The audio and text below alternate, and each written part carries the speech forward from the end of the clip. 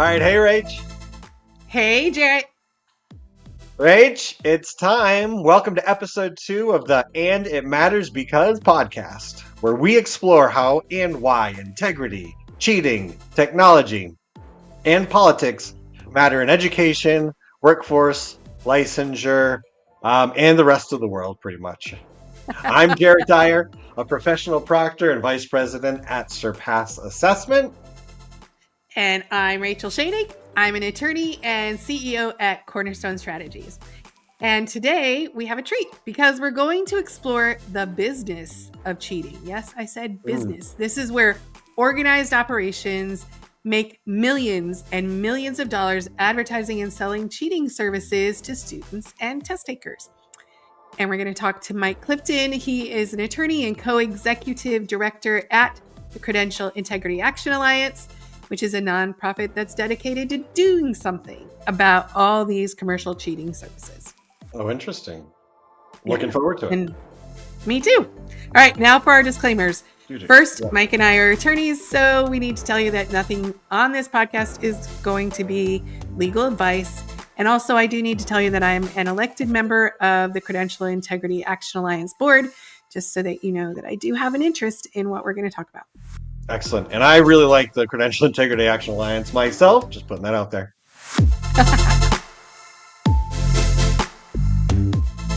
Okay, so let's talk about commercial cheating operations because, Jarret, you might not know this, but they have actually been around for a really, really long time. Tell me more. All right. So actually, China has had a form of standardized testing that has been around for, I want to say, 1,400 years. They started with a system of exams called their Imperial Examination System. And those exams were set up, again, over 1,000 years ago to help ensure that people who earned civil service jobs did it because of their knowledge and not because of their social position or their political connections. And so they had to take a competitive knowledge exam to demonstrate their competency to hold those positions. Sounds a lot like what we consider workforce or admissions exams today. Yeah, it absolutely does. The exams that we're talking about, these imperial examinations, were incredibly difficult. Only 1% to 2% of people who sat for these exams actually passed on. And they happened every 3 years. People would study for years and years to pass these exams. And you would test at the district and then the provincial and then the, I think, metropolitan level. And each time you would,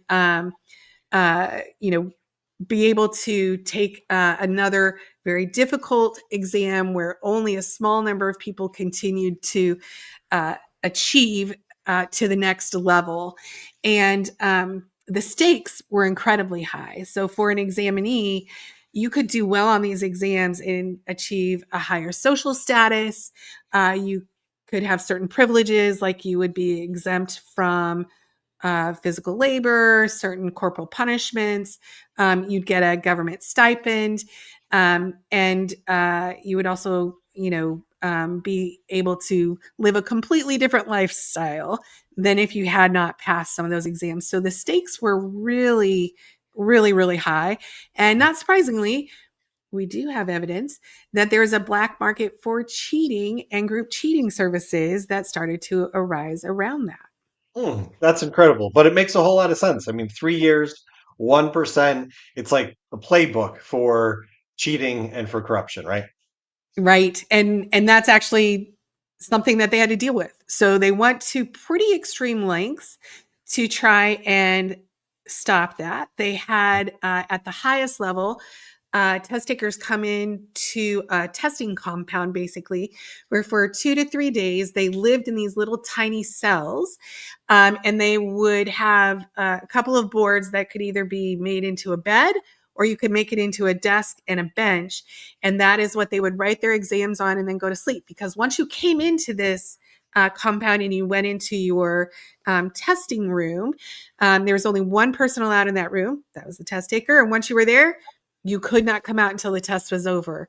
So you had to bring in your own water pitcher, your own food, which you had to make yourself, a chamber pot, and then your inkstone, your ink, your brush. And you had to go through a check-in process, kind of like they do today, just to be allowed to get into the testing room. Did they check your government issued ID and inspect your wrists and your ankles? Well, I don't know if they had a government issued ID, but I do know that they had some kind of identification process. And yes, they did go through an inspection process before they came in because they knew that people were trying to cheat. They found cheating devices like cheat underwear, where people wrote these little teeny tiny characters on their underwear or on handkerchiefs to try and sneak in there. So they had a guard checking a student's identity before they came in, looking for crib sheets or other, printed materials that they weren't supposed to bring in, and obviously inspecting the food and things that they were allowed to bring in. And as I said, once they got in there, they were locked in. They couldn't be interrupted. They couldn't get any communications until the test was over. In fact, if a candidate died, which this must have happened more than just a few times because this is actually recorded, if a candidate died, they just roll them up in a straw mat and chuck them over the walls of the testing compound. They wouldn't actually stop the test. That was how serious Serious? they were on security. Well, hey, the test must go on, right? Exactly.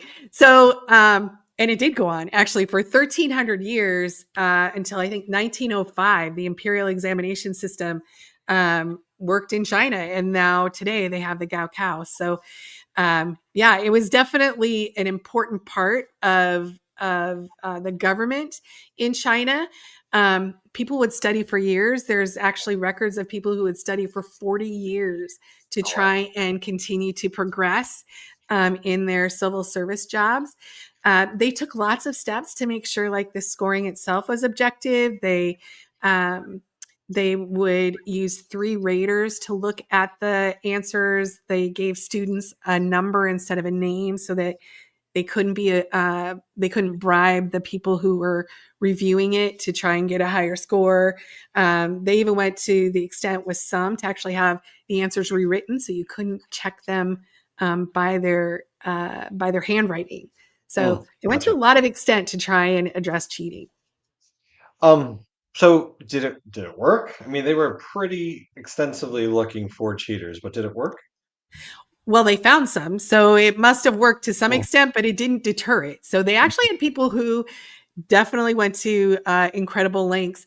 And speaking of deterrence, if you as a test taker were caught, you were beheaded in some instances. So you didn't have to worry about repeat testing in that sense, but you definitely saw enough misconduct that there's actually chapters in books from that time period that they would write about it and the different types of misconduct that they found.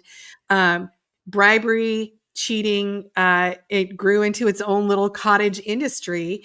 As I said, if you go to China today, they have some museums where you can see the cheat garments where there was all these crib notes written and sample essays written on them.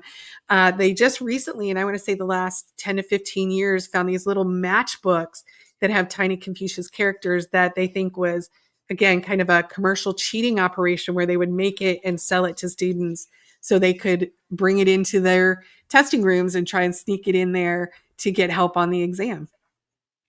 oh wow. I remember very early in my career, Ray Nicosia was our last podcast Yep. guest, sharing being in China and having the officials share with him like where the head rolled from one of the first cheaters that they ever caught. So really took this quite seriously.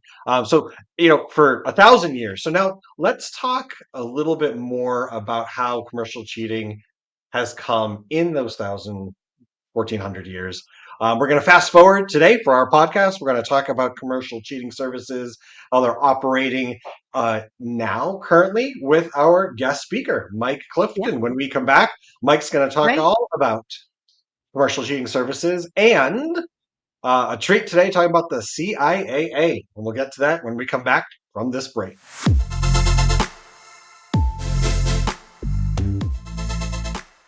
Commercial cheating is on the rise and is threatening the integrity of education and credentials across the United States. That's where the Credential Integrity Action Alliance steps in. We're working to change laws and stop cheating for higher services at the source. Join CIAA and help protect the value of every test, every credential, and every learner. All right, Mike. So good to see you. We're delighted to have you on, and it matters because our new podcast on test security. So, like, you're an attorney, you're the chief legal officer and principal strategist at Cornerstone Strategies. Tell us a little bit about your history. Well, first of all, thanks for inviting me. I'm very honored to be here and excited to share the message of Credential Integrity Action Alliance. My history in the assessment industry goes back almost 20 years or so. I started at ACT in about 2006 in the legal department there. They had we're standing up a corporate legal department. Interestingly, at ACT, the first attorneys at the company were in the test security department, and so we had a test security attorneys and we had legal attorneys, and I entered in the legal department.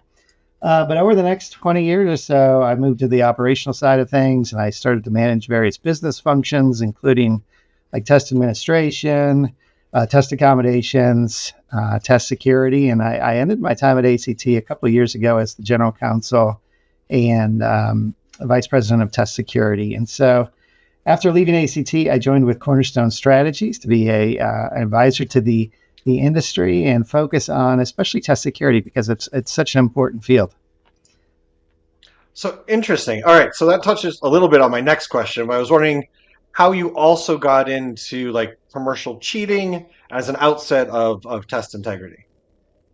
Yeah, so for many years working on test security cases at ACT, developed a little bit of expertise in that, especially as it relates to the legal overlap in between with the test security issues that would come up. So we arbitrated lots and lots of cases with examinees. And so after leaving ACT, I have this interest in making sure that tests remain fair. And so when I joined Cornerstone, we had this wonderful opportunity to work with the Credential Integrity Action Alliance. Cornerstone's Strategies provides executive director services to that organization. And it's an organization that is dedicated to preserving the integrity of credentialing services. It was formed by a number of organizations that came together to fight commercial cheating.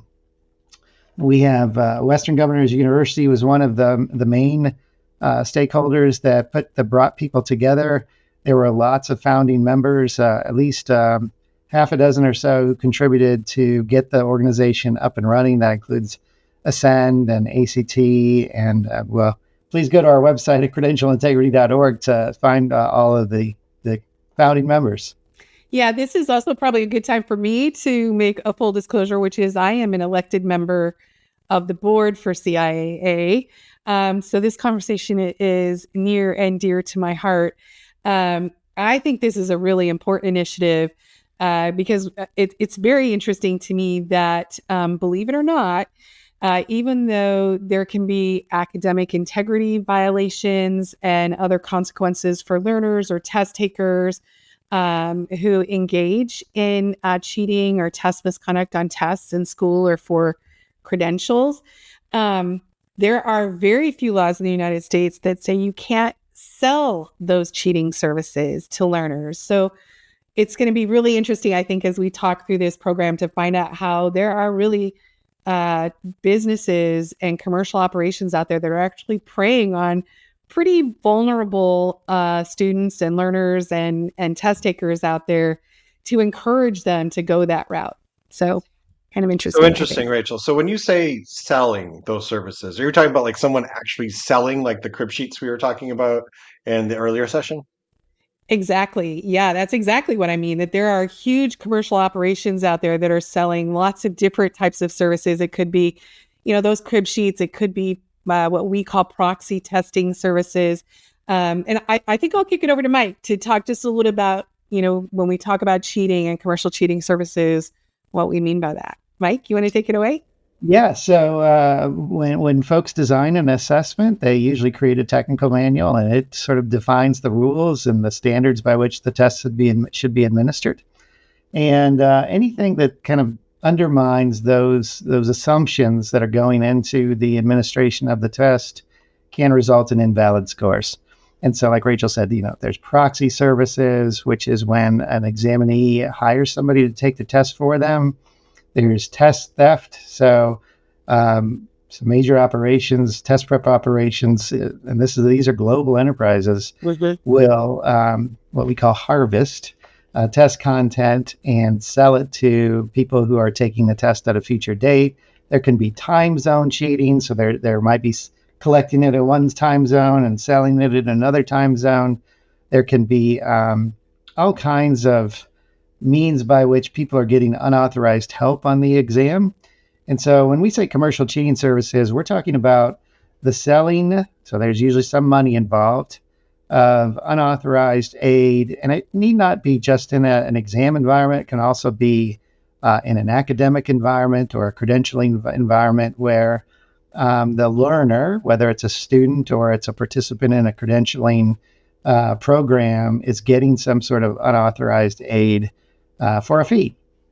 And that can be very problematic because not only does it produce unauthorized or I should say invalid scores, but it can also lead to harm to the person who's buying these services, so the learner or the student. And that's something that I think a lot of students don't really understand, is that when they do attempt to purchase these services, they might be setting themselves up for a problem down the road. Having worked in the industry now for almost 20 years, I'm aware of multiple instances where some of these commercial test prep providers have gone to lengths to extort the examinee for additional money.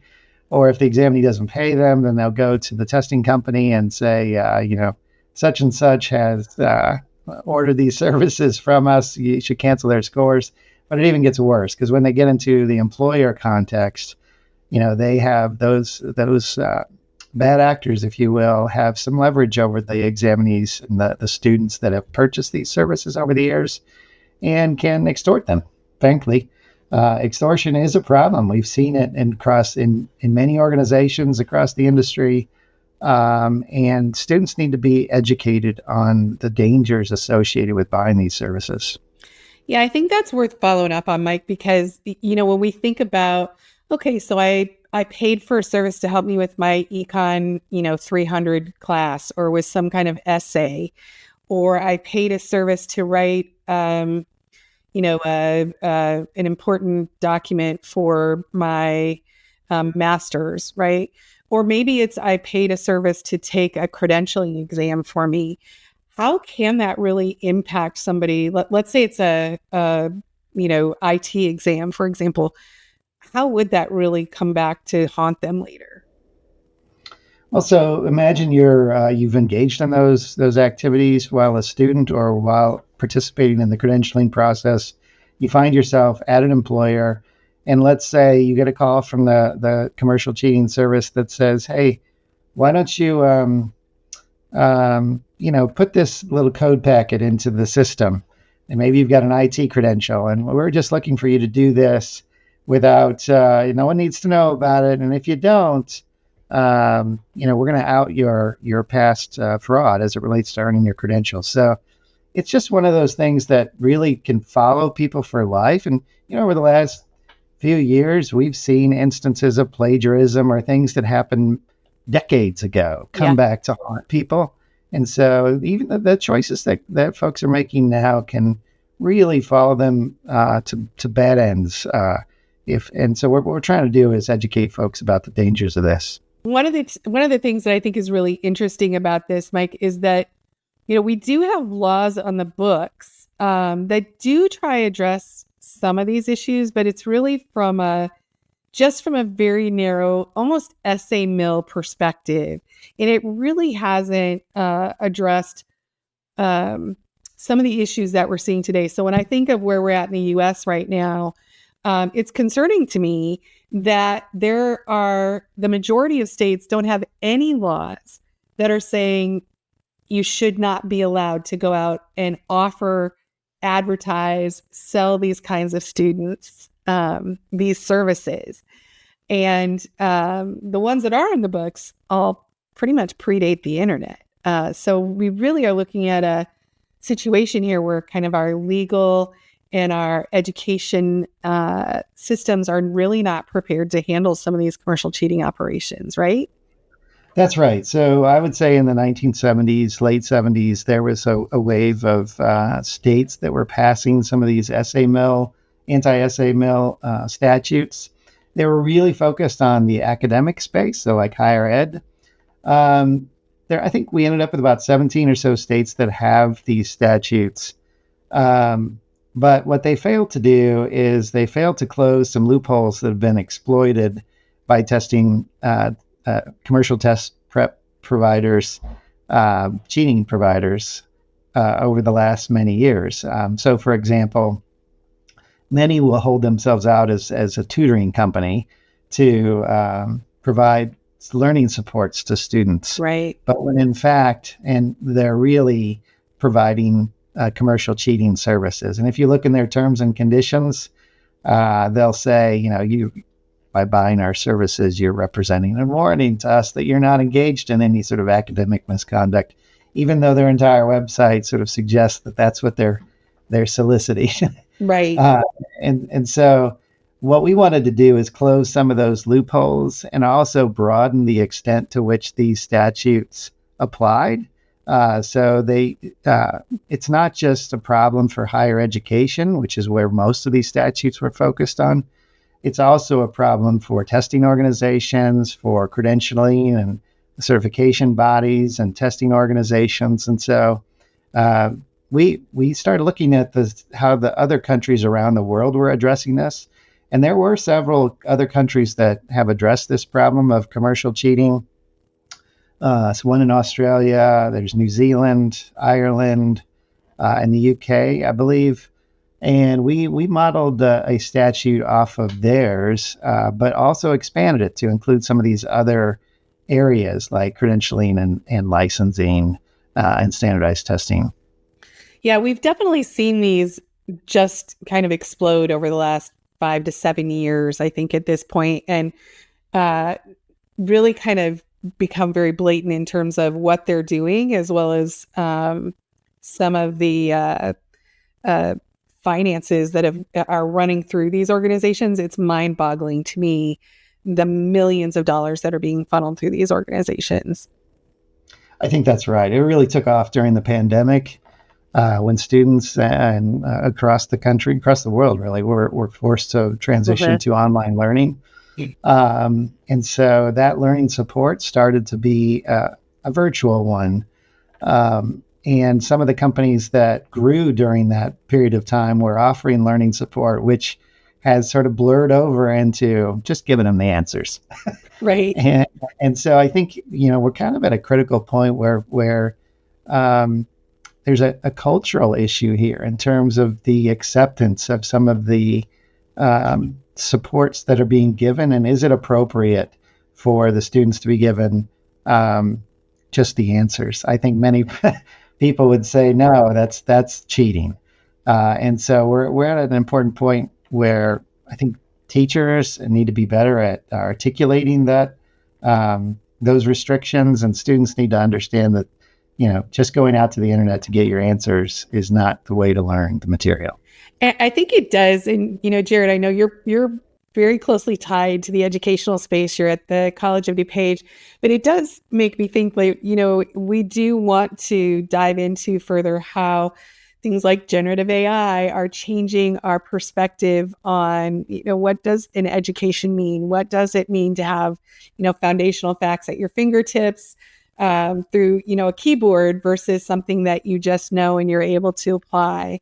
But I think, kind of back to your point, Mike, we definitely are at an inflection point where it's important that we think about what are the skills that we want to assess someone on, that we want to know a learner is coming into, the next stage of their professional journey, for example.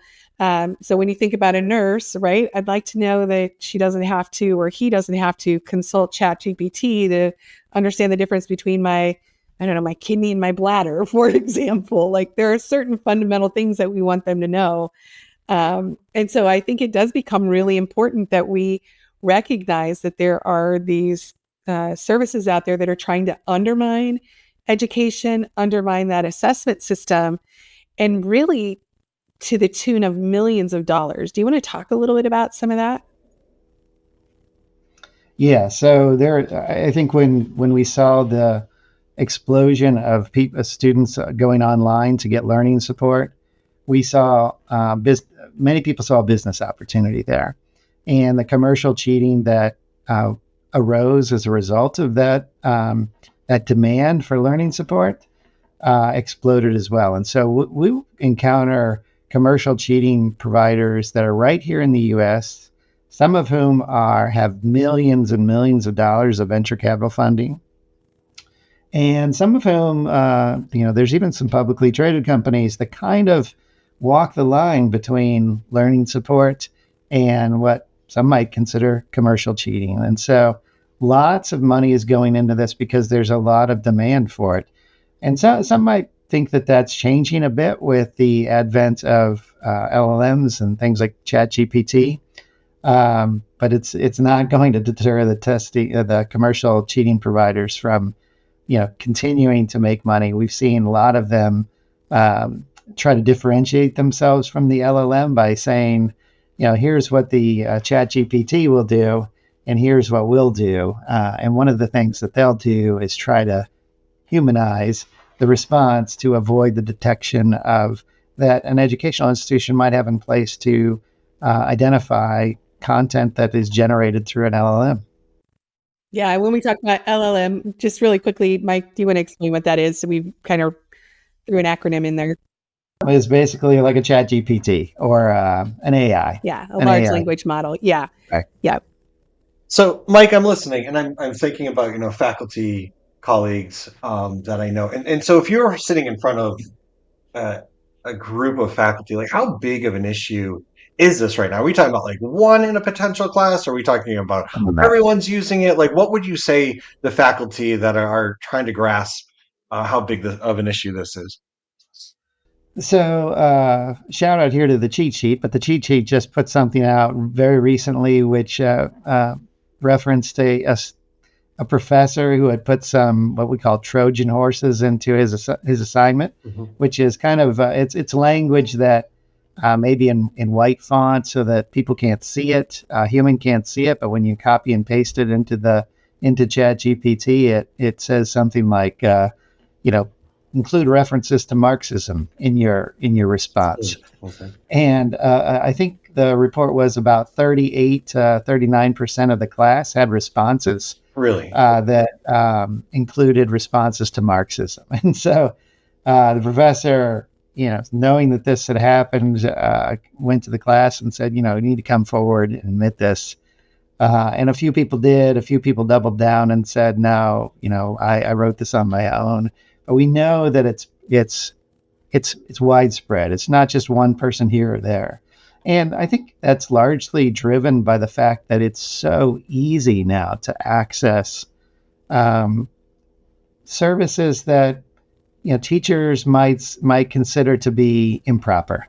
Okay. And so earlier I said, hey, we should probably focus on, in part, making sure that the folks who are handing out assignments are making it clear to the learners and the students as to what is permitted and what isn't permitted. Because, like I said, the access to this stuff is so easy that the line is starting to get blurry between what is cheating and what isn't.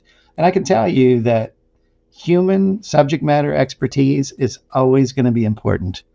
Fast forward 10, 20 years down the road, it's going to be important for humans to have certain subject matter expertise. Mm-hmm. And if students are relying on, bots, ChatGPT, and other AI models to provide them the answers, mm-hmm. It's going to be very difficult for them to attain that expertise. That's a really good point. And I think just listening, to this conversation, I feel like there's a lot being said about commercial cheating services in some areas, but not hearing it from the mainstream higher educational professionals, parents, educators. Are you guys seeing this as well? For sure. So we've reached out to some higher education institutions to join the fight. And, some of what we're getting is, well, is this really a problem? I would say that it very much is a problem. So, Mike, let's talk about CIAA. What is the Credential Integrity Action Alliance about? Yeah, so in 2023, several large organizations came together to form a member organization. And the members include members from higher education, folks from the standardized testing community, credentialing and licensing organizations. And so we've got these cross industry stakeholders that have come together to be members of CIAA. And one of the things that they want to do is change the law. And so in late 2023, early 2024, we introduced a statute. We put together a statute with input from all of those stakeholders, which was designed to prohibit the commercial sale and advertising of these commercial cheating services. And so it provides protection. It doesn't focus on the students, but it does in terms of like criminalizing cheating behaviors. But it does prevent the commercial cheating providers from selling their services or advertising their services. And it also closes some loopholes that have been present, like the provision of tutoring services. There's, I think many organizations are kind of, like I said earlier, straddling the line between what is tutoring services and what is commercial cheating services. Yeah, I kind of think of that as, kind of they're protecting themselves by burying stuff in the fine print. And then at the same time, heading out and, in all their advertising and all their website, statements, really trying to convince test takers, convince students to go ahead and use us and you won't be detected and those types of things. So It really is very contradictory messaging, assuming you even read that fine print at all. It is because not many people read it. And one of the things that the model statute does is it says that, the inclusion of a provision like that in your terms and conditions is not a defense. Like you simply can't point to that and say, I had no idea. Yeah. And I love, so, it really took those essay mill, send things back and forth in the mail statutes from the 1970s. It modernized it to really say you cannot advertise, you cannot prey on students through your advertisements, not just in the academic space, but in this certification and licensure and standardized testing space, that is not appropriate. And you can't, do this sort of dual positioning of saying, come on in, it's okay to cheat, we can protect it. Oh, by the way, let me bury my fine print, but don't turn this in for credit. And so I think it does a really nice job of closing some of those loopholes that were in the old statutes and then making those statutes modernized to fit what we're seeing today in terms of cheating services. And I think we're definitely seeing a need. I mean, we've already seen one state adopt that, and we've only had the model statute out there for really 12 months now, which I think is phenomenal. Right. And one of the other things the model statute does is it creates remedies, not just for the state, if the state AG wants to enforce penalties against a commercial cheating provider, but also for what we call sponsors under the statute, which could be an institution of higher education, a certification and licensure body, or a testing organization. Under the statute, those sponsors have the right to pursue the commercial cheating provider and get $2,500 per violation. So every time there's a violation by a commercial cheating provider, that would count. And so the amount can add up very quickly, provides for attorney's fees as well. And this is it addresses one of the problems with going after commercial cheating providers, is that sometimes it's difficult to establish your damages. And so the CIAA's model statute does set that out and give clarity on what those damages should be. I think another thing that I'm super excited about is the other activity that CIAA is undertaking, and there's a lot of initiatives around that are preparing to launch this year, which is really raising awareness of this. Because as we talked about earlier, there are a lot of people, parents, educators, school administrators, even people who are responsible for some of the certification and licensure bodies who are not aware of really the targeted activities that these commercial cheating operations are undertaking to get people to use them and to purchase those services. Do you want to talk about that a little more, Mike? Yeah, for sure. So the lobbying and the creation of the model statute is actually less than half of what CIAA actually does. And we have some working groups that we're standing up right now, which are trying to speak to what other stakeholders in the community can be doing to resist the proliferation of commercial cheating. So it's not enough just to point at the commercial cheating providers and say, you're doing wrong, stop. We want to involve folks from the higher ed community, folks from the credentialing community, standardized testing community about what can they be doing to make it more difficult for this sort of cultural thing to take root. And also, we want to hear from tutoring companies that are legitimate. I mean, there's a lot of very legitimate tutoring companies out there, and they serve a very valuable function for society. And I'm just as much as we want, they also want to make sure that they're not crossing the line in terms of commercial cheating. So is there some sort of activity, like maybe a pledge that the legitimate commercial tutoring providers can sign on to, which says, we won't do this, we won't do this other thing, that distinguishes them from those companies that are trying to profit off of the demand for cheating services. And so, hearing from the stakeholders across the spectrum is one of the things that we're doing. Oh, and I forgot to mention, like, students, trying to get the word out to students or participants in credentialing programs about the dangers associated with purchasing these services. And so, the other half of what CIAA is doing is trying to look to these other stakeholders in the community and saying, what can we be doing to prevent the proliferation of these commercial cheating services? Yeah, I think, at the end of the day, it's really about protecting integrity, protecting the trust that we have in some of these credentials, and protecting these learners and workers that are going through this process, earning these credentials, earning their degrees, and protect them from, these companies that, for no other reason than their own gain, there's really no public value to the service a commercial cheating operation is providing, other than lining their own pocket and preying on people who are, in very vulnerable situations at the time when they're being offered these services, marketed these services.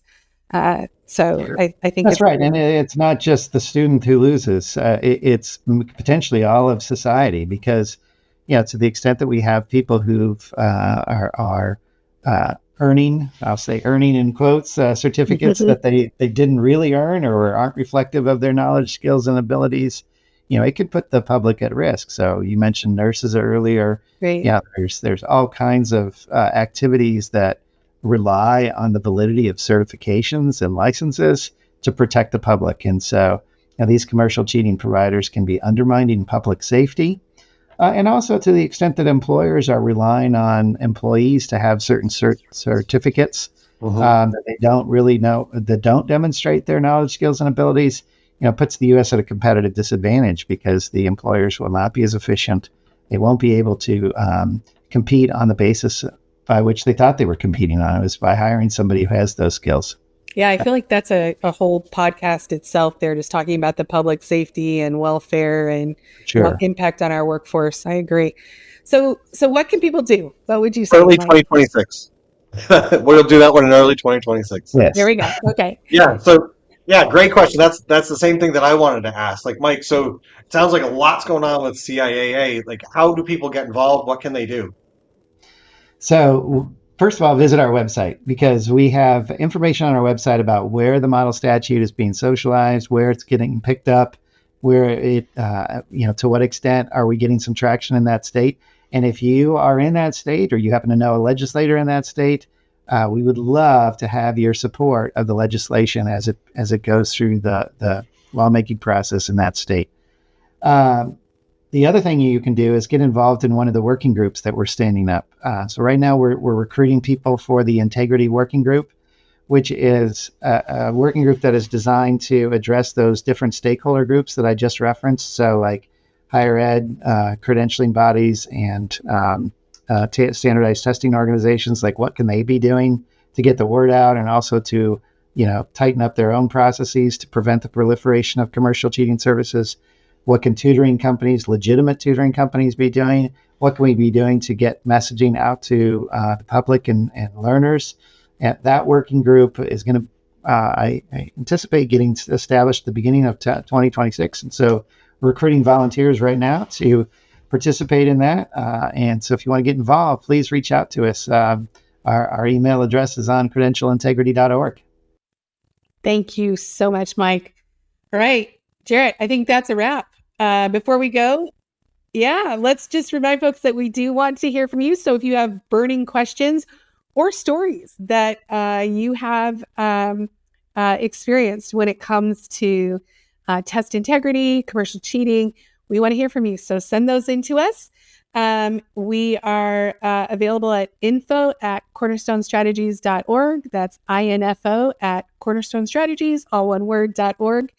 And we definitely want to continue this conversation. So Mike, thank you so much for your time today. We've really appreciated you taking the time to be on the podcast. Thanks to both of you for inviting me. It's certainly a great platform to get the word out. Excellent. And that's a wrap for episode 2. Thank you, everyone, for joining us on And This Matters Because. Look for our next podcast coming out soon. This episode was hosted by Rachel Schoenig of Cornerstone Strategies and Jarret Dyer of Surpass Assessment. They were joined by guest Michael Clifton. To get in touch with the podcast, email info@cornerstonestrategies.org.